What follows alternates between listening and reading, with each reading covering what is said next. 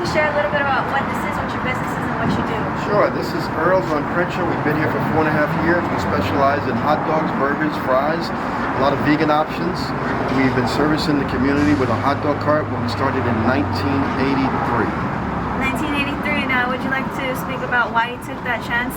We were speaking with him earlier, and he said he dropped his current career, he quit school, and he pursued his dream. Now, what was that like, taking that risk in the 80s?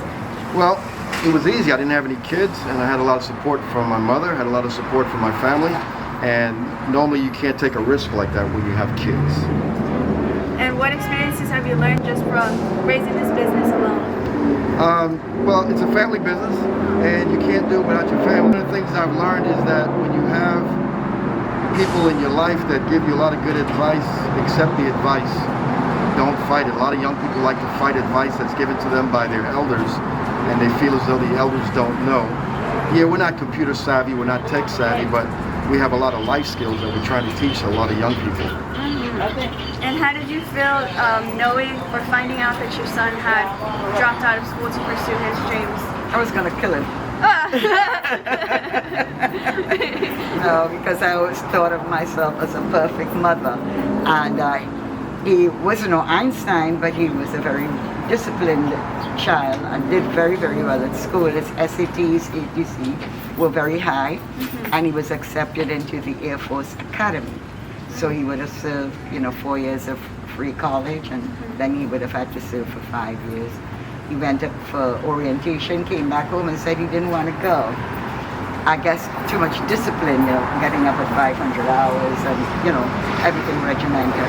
So he started college in New York, and then he decided to come out to California. I have 3 brothers. My youngest is an engineer with Lockheed. So he thought if he came out here and went with Uncle Keith, he could get a job or continue school or follow his dream. Until my brother called my mother and said that my son had built a hot dog cart, bought an old pickup truck, and was pulling it from Van Nuys to Venice Beach selling hot dogs. So I told my mom I didn't care, he wasn't smoking, he wasn't drinking, he wasn't doing drugs. But then I called him and I told him he was dead. I was going to kill him because I was a perfect mother. And I didn't feed my kids hot dogs unless it was their friends over or we're going to the park. But his dream became a reality, and I came out for 30 days 25 years ago, and then I took a 2-year leave of absence, and then I quit my job and took over my grandchildren. Like I said before, that's why I'm friendly with him, because I got his kids. Part of it too is the support of the community. I have met people who have come in here and they would tell me they knew my sons when they had the hot dog cart in the swap meet yard, that they used to go to Dorsey and they used to eat, and now their children are eating.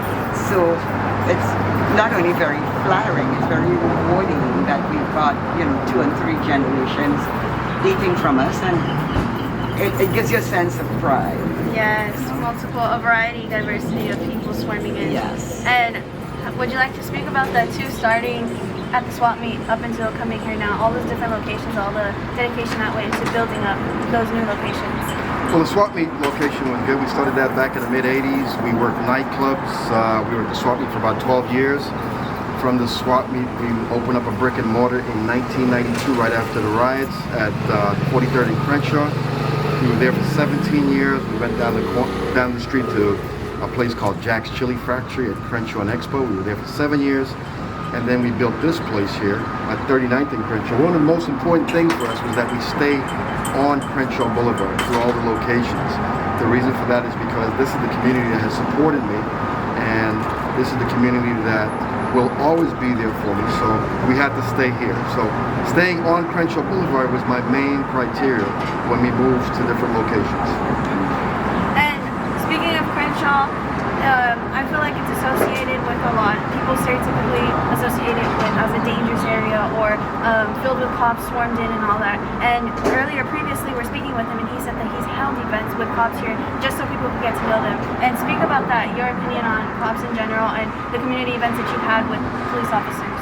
Most people don't know police officers. There are a lot of of good cops, there's a lot of bad cops. You know what?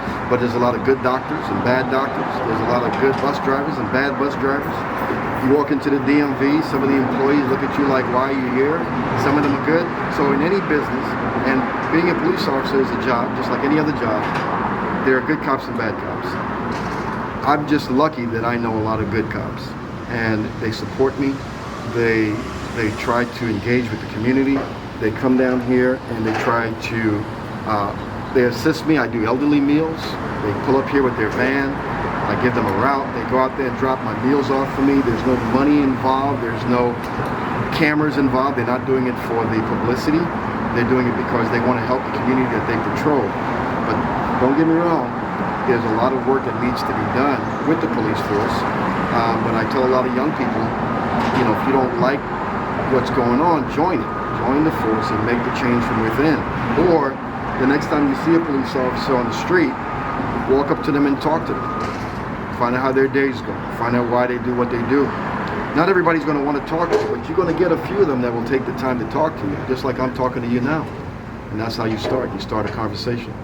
You know, I can go back to the days of a police officer named Daryl Gates. And there used to be a song called The Battle Ram.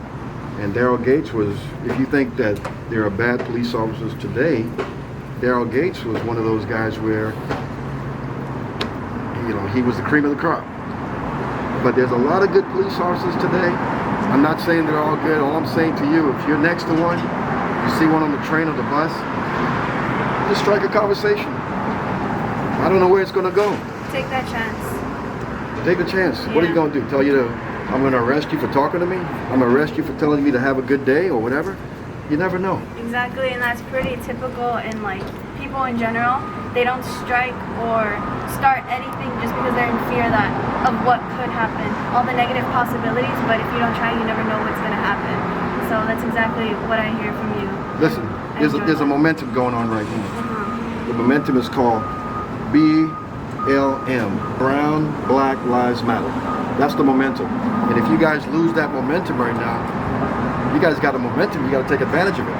Right now with that momentum going, you got to use that to engage people and talk to people who have conversations with people. This is the most important thing that's ever happened in your lives. I've never seen this before, you know? The whole atmosphere is different. So this is the chance to engage and talk to people. What I'd like you to check, what you have to remember with what he just said about Brown Black Lives Matter, what is the common goal? Peace, unity, you know, and there are going to be times when there are things that you want or you think you need, and the others, okay, let's try to come to a common good. Is what is best for all of us. We don't always have to agree 100%, but see if we can pull out what's positive to make it work. Instead of having different factions, you know, and I'm pulling one way because my way is the right way. No, it's not. You know, let's see if we can come to a common good. Talking about the cops, I'd have my hair cut short and I used to dye it because it wasn't all white. I've been pulled over because I have been mistaken for a male black right here in LA, in Hawthorne. And after I was pulled over and it was recognized I was a female, I was told I had no brake lights. I came out, I started to laugh and talk with him, told him go in my car and mash my brakes. Of course he told me no, you know, and we became friends and I went on my way.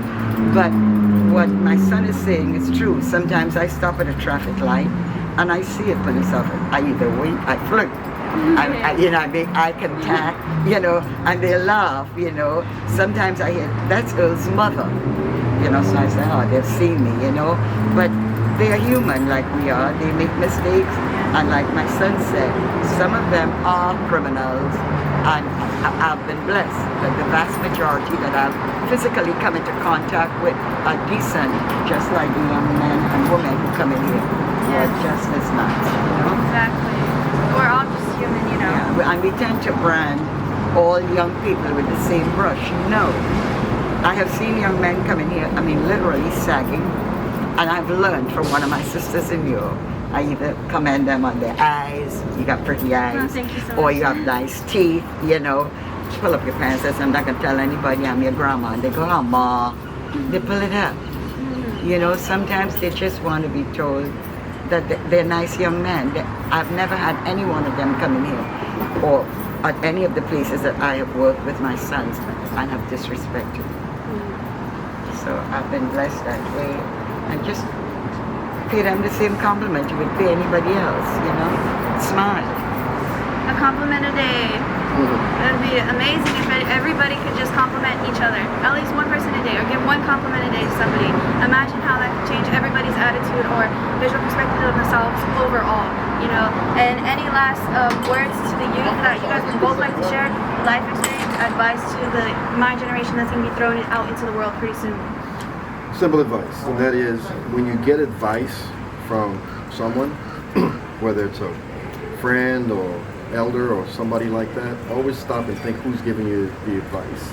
And always think about the advice that they're giving you, what do they have to gain by giving you that advice? A lot of times your friends will give you advice, your friends are they might be running in the streets and they're giving you advice, but then you may get advice from your father, your uncle, and their advice is based on love. So you have to determine whose advice should I take. The streets are real strong, you know, but the streets don't love you. And I've learned a lot from you guys. I didn't know what pop-ups were until a couple of years ago. I now know what Zoom is. I didn't know what texting was. I thought I was sending a text. My granddaughter said, no, you're sending an email. Oh. I know I've just learned what FaceTime is. See, in my day, there was a black thing, and it had a wrong face with holes, and you put your finger, you go like that. And when my boys were young, we had something called a wall phone in the kitchen.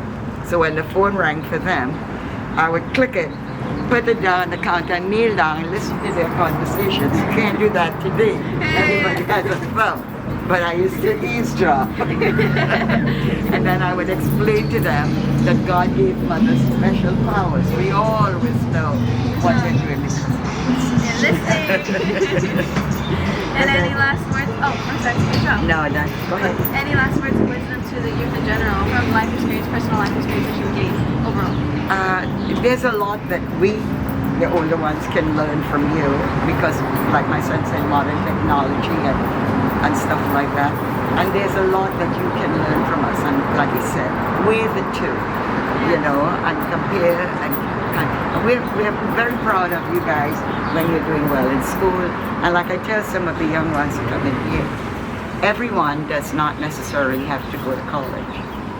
We still need plumbers, we need electricians, we need masons, we need skilled craftsmen, and they make megabucks, you know, so there are different things you can do. A little bit of something out there for everybody.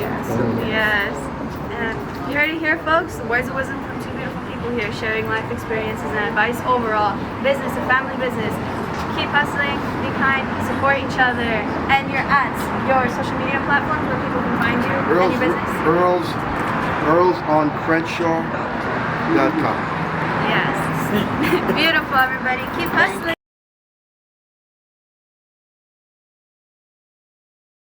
My name is Mignon. I'm owner of Champion Eats. We have a residency with Earle's, gracious enough to let us use their kitchen. We have mushroom-based sandwiches. So we have a gnocchi chicken fried sandwich. Then we have a mushroom cheeseburger, and then we have a teriyaki burger as well. Ooh, sounds delicious. It's really good. It's really good. Everything is homemade to our aiolis and seasoning. You guys are very open and communicate. The communication is key. I really enjoy that. This environment is making me smile. Yeah, so thank you. We're thankful for Earle's too because they brought that here. Like the moment that we came in, everyone was so welcoming, so loving, and family vibes. It's amazing. So yeah, definitely appreciate I it. paid her to say that.